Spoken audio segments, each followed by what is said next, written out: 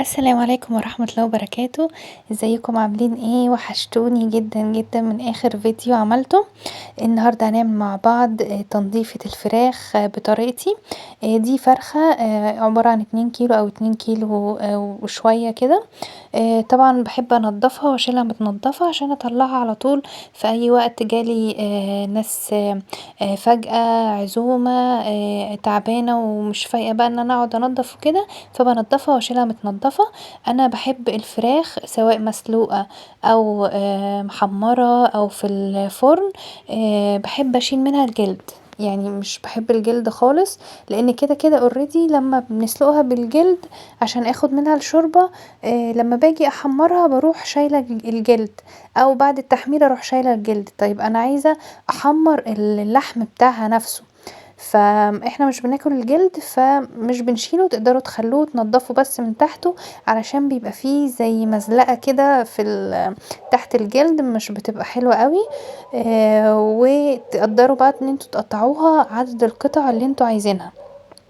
يعني انا قررت يعني ساعات بسيب الورك كامل بحاله، وساعات بقطعه 2، وممكن لو هو كبير بقطعه 3 او 4، يعني بتبقى قطع صغيرة. لو ناوية بقى اعمله زي كنتاكي كده بالخلطة بيبقى جميل جدا، وكمان لما بعمله في الفرن بيبقى حلو قوي. بانضف بقى المزلقة اللي بتبقى موجودة دي، والحاجات اللي بتبقى حمرا وبيضة كده مش حلوة كده بين العظم، بحب ان انا انضفها. انا عايزة اقولكم ان انا كنت يعني عادي قبل ما اتجوز بقى باكل الفراخ عادي مفيش اي مشكلة.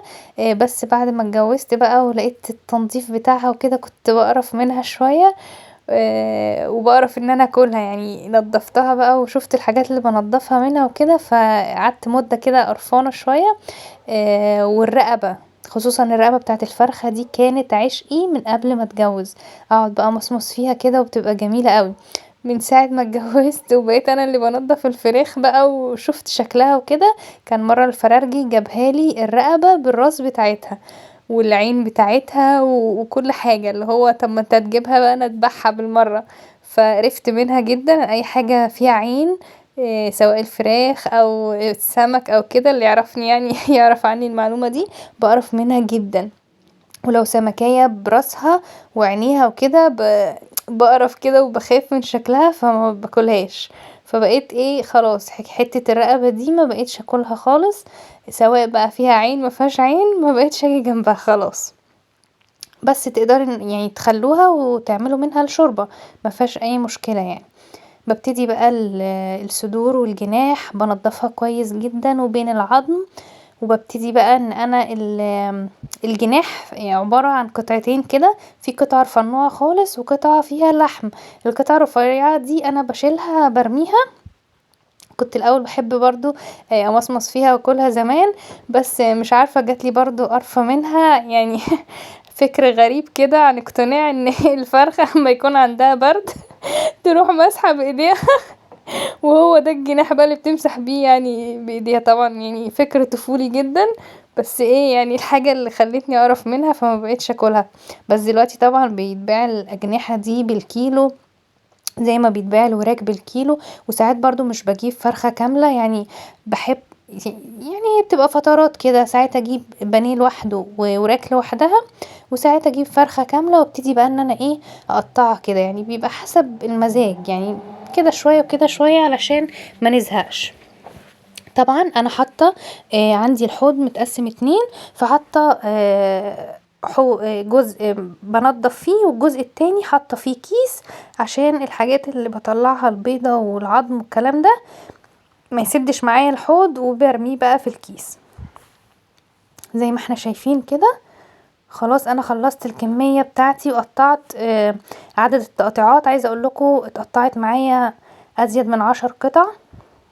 وده حلو جدا علشان لما كنا بنقطع الفراخ 4 قطع كان بيتبقى كتير منها جدا، وخصوصا الصدور، وتبات ونحمر فيها وتبات ما بتبقاش كويسة، يعني بتبقاش حلوة. فاحسن حاجة ان احنا نحمر يعني قطعة على قد كده بتبقى طازة بطازة حلوة اوي.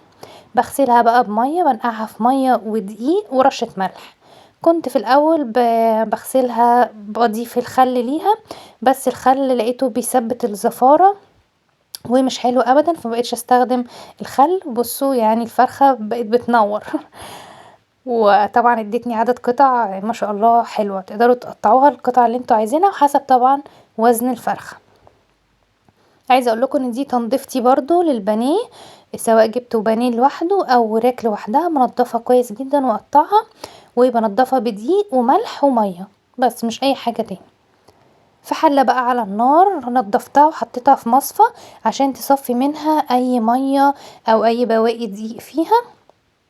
حله على النار، الميه غليت معايا، بقطع بصلايه ورشه فلفل، ورق لورا، ممكن كمان لو عندك تحطي حبهان مفيش اي مشكله، بس ما كانش عندي فما حطيتوش. وابتدي انزل بقى بالفراخ بتاعتي، ما بضيفش الملح غير لما الفرخه تبتدي تدخل في التسويه بتاعتها، لان اي اضافه للملح سواء للفراخ او اللحمه بتاخر تسويتها. والفراخ دي هي فراخ بيضة فمش بتاخد وقت، يعني ربع ساعة بالكتير قوي بتلاقيها اتهرت على النار، متاخدش وقت خالص، بس يعني بتاخد وقت في التنظيف. يعني عايزه اقول لكم وقت الفيديو لوحده كان ربع ساعة تنظيف. بس اهم حاجة الواحد يعني ايه ياكل حاجة نظيفة ومنضفة في البيت، طبعا مش بيحصل كده بره في الحاجة اللي بنجيبها من بره. وكده عندي هي عملت لي شوربة جميلة وحلوة قوي، علشان في ناس بيقولوا ان لازم نسيب الجلد في الفرخة علشان تدينا شوربة دسمة ومش عارف ايه. انا اصلا مش بحب شوربة الفراخ، بس بستخدمها بسقي بيها الرز، بستخدمها في المحشي، بتبقى هايلة وحلوة جدا واستوت معايا اهي وبقت جميلة. دي طريقتي في تنظيف وتسوية الفراخ بالطريقة دي، سهلة وبسيطة. وده كان فيديو النهاردة، واشوفكم في فيديو جديد على خير ان شاء الله. باي.